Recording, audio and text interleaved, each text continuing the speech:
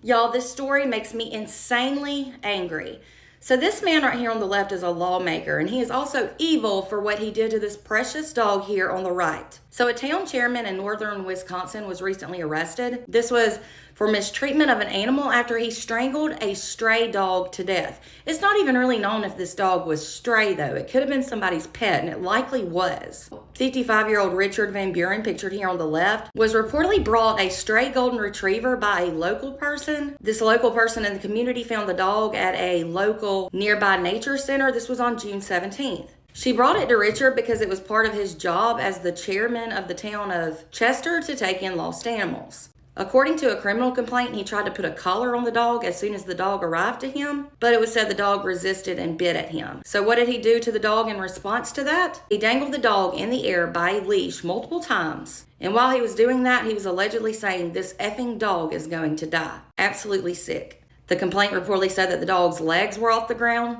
and they were suspended about 2 feet in the air, and the dog was foaming at the mouth. He continued to strangle that poor dog until it died. And he even admitted to the person who brought the dog to him that he had dealt with aggressive dogs in the past and that it didn't end well for them. The complaint was reportedly filed by a woman named Shelby Crone. According to the criminal complaint, Richard would keep stray dogs for only about a week before he would, as he said, take care of them. Shelby said that would mean he would shoot and kill them. Absolutely unreal. According to reports, Shelby was walking in Marsh Haven Nature Center, and that was in Dodge County, Wisconsin, when she saw the golden retriever. She said the dog was panting and terrified, so she wanted to help it and rescue it. She told local news outlets that it took about 45 minutes to even get the dog into her car, but the dog finally went in, and that she drove to get some help from the Dodge County Humane Society. The Humane Society then sent her to Richard's farm. Shelby has since said that when she closes her eyes, all she can see is that poor dog's eyes looking at her while Richard was strangling him to death, and that she could not do a thing. She further said this was not mistreatment of an animal, this was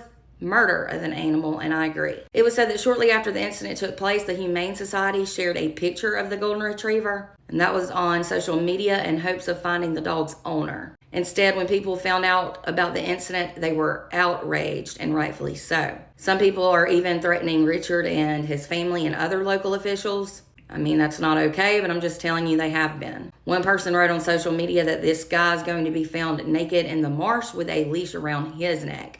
Others have said that unfortunately Richard has probably done this before and has even extended it beyond animals, and that they should be looking into cold cases in the area.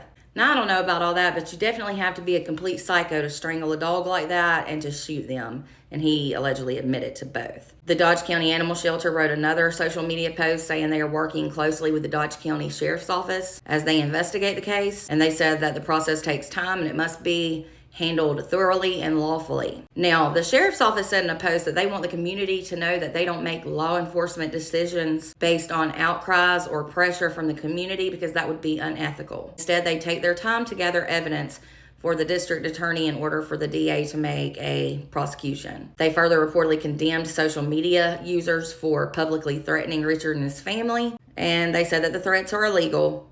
The Sheriff's Office said they are taking those threats seriously and will make arrests if needed. Richard is reportedly facing 1 count, and it's a felony. He is set to appear in court on July 31st. Now, I'm going to say this. I agree that threats are inappropriate, but I'm praying that the Sheriff's Office is not trying to protect this lunatic simply because he is a local lawmaker and of who he is. I also hope they are investigating how many other animals he has killed, because he allegedly admitted that he had, and he needs to be charged with 1 count per animal, not just 1 count overall. Let me know your thoughts in the comments. For more true crime, be sure to follow and subscribe if you're over on YouTube.